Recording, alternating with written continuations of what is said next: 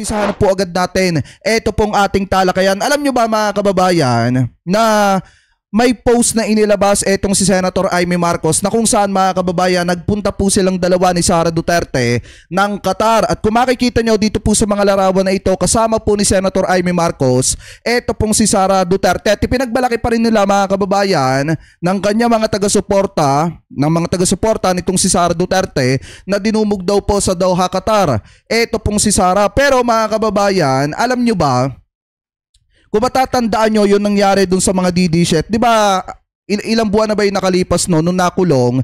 Ito pong si Duterte mga kababayan, di ba nagkaroon ng rally? Ito pong mga taga-suporta ng mga Duterte dyan po sa Doha, Qatar. At nung mga panahon na kailangan, etong si Sara at etong si Amy ng mga taga-suporta ni Digong na nakulong dyan po sa Doha, Qatar, may nakita ba kayo na Sara at Amy na pumunta ng Qatar para bisitahin yung mga taong nakulong doon mga kababayan or yung mga OFW na DD-shit na nakulong doon? Wala! Sino ang tumulong sa mga taong yon? Walang iba kung hindi ang gobyerno ni PBBM mga kababayan. So ngayon, sabi dito ni Amy, ako po ay naimbitahan kasama ng ating Vice Presidente Inday Sara Duterte dito sa Qatar para sa isang mahalagang pagsasama-sama ng ating mga kababayan. Napakasaya ko rin makasamang muli ang nanay ni Inday, si Ma'am Elizabeth Zimmerman. And then kung titingnan nyo mga kababayan, eto, kasama ni Amy Marcos, ito pong si Sara Duterte at ito pong asawa or dating asawa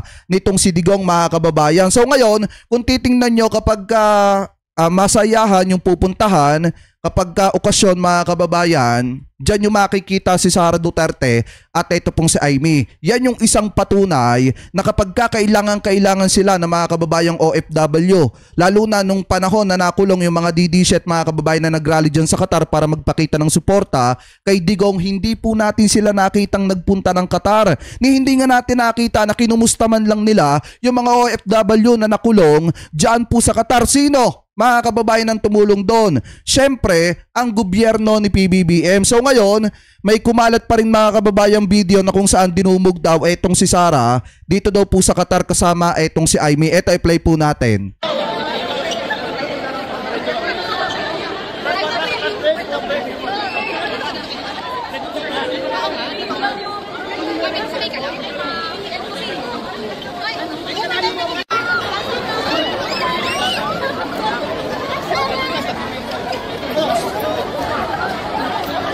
Hawak lang ako, sorry. Hawak lang ako.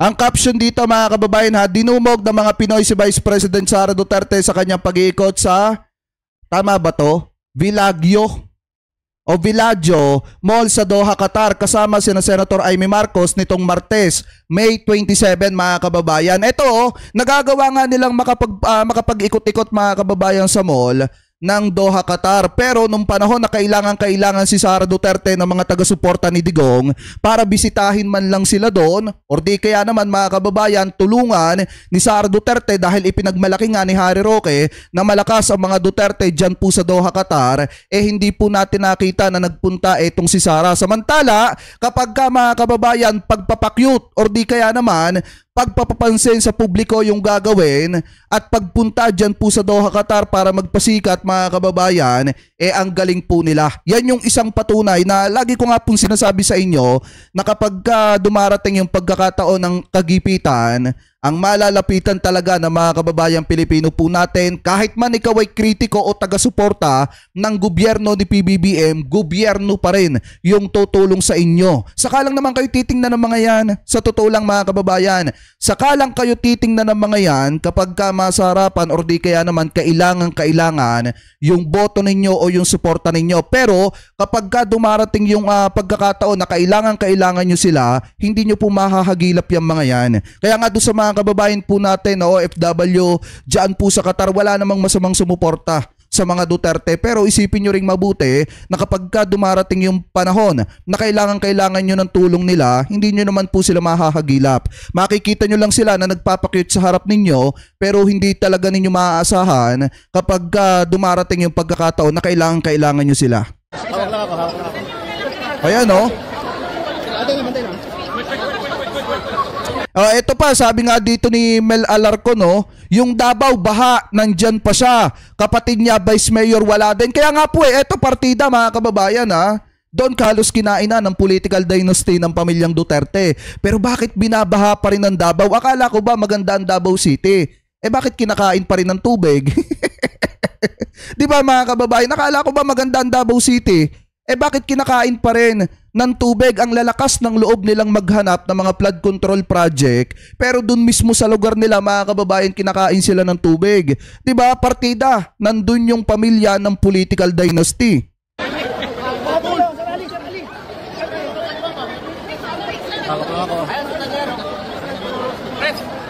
Alam nyo, kung ako yung taga-suporta ni Aimee at saka ni Sara dito, mahihiya ako Bakit? Kasi nagkaroon ng matinding issue nga, mga kababayan, kung matatandaan nyo, na ang presidente pa, ang gobyerno pa ni PBBM, yung mismong nakipag-areglo dito po sa Doha, Qatar para hindi po makulong ng panghabang buhay mga kababayan or matagal na pagkakakulong yung mga kababayang OFW po natin na DD-set na taga-suporta ni Digong dyan po sa Doha, Qatar. Biruin nyo mga kababayan kung ako ang taga-suporta ng mga ito, sa totoo lang mahihiya po ako. Bakit? Kasi biruin nyo, nagagawa nilang pumunta, magpakyut, magpaikot-ikot dyan sa mall ng Doha, Qatar. Samantalang hindi po nila naisip nung panahon na kailangan ng mga kababayang Pilipino natin na nakulong dyan sa Doha, Qatar ng tulong ng mga Duterte or di kaya naman ni Sara Duterte bilang pangalawang Pangulo ng Republika ng Pilipinas at na itong si Aimee Marcos na senador ng Republika ng Pilipinas, hindi po natin sila nakagilap dyan at hindi natin nakita ni anino po nila. Tapos ngayon mag-iikot sa mall na parang walang nangyari at parang walang inabando na mga kababayang OFW po natin dyan. Ano po? Anyway, ipagpatuloy pa natin. Ayan o.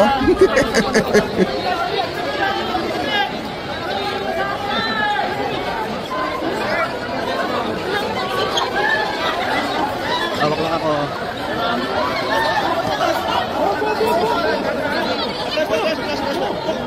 Ayan o. Ayan mga kababayan. Yan yung video na ipinagmamalaki ng mga DD-set na binisita daw sila ni Sara Duterte at ni Aimee Marcos sa Doha, Qatar, pero hindi nila naisip na ngayon lang yan.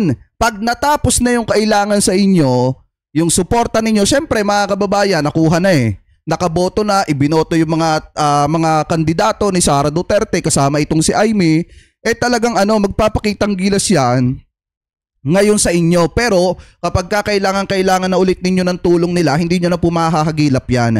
Ano po mga kababayan? So anyway, comment below na lamang po kung ano po masasabi ninyo hingil po sa ginagawang ito ni Sara Duterte na habang binabaha ang Davao City, mas pinili po niya na pumunta ng Doha, Qatar para mag-ikot-ikot doon sa mga mall habang nakakalimutan niya mga kababayan or habang hindi niya naaalala na yung Davao City ay nangangailangan ng tulong ng kanilang pamilya dahil nga sila yung political dynasty na nakaupo po doon. At pangalawa mga kababayan, nakalimutan din niya na minsan hindi po niya nagawang kamustahin yung mga kababayang OFW po natin na nakulong dahil po sa pagrarally, dahil sa pagsuporta sa kanyang tatay mga kababayan. So ngayon, meron pa siyang lakas ng loob para isama si Aimee na mag-ikot-ikot mga kababayan dyan po sa mall ng Doha, Qatar. Anyway, comment below na lamang po kung ano po masasabi nyo. Hingil po mga kababayan dyan po sa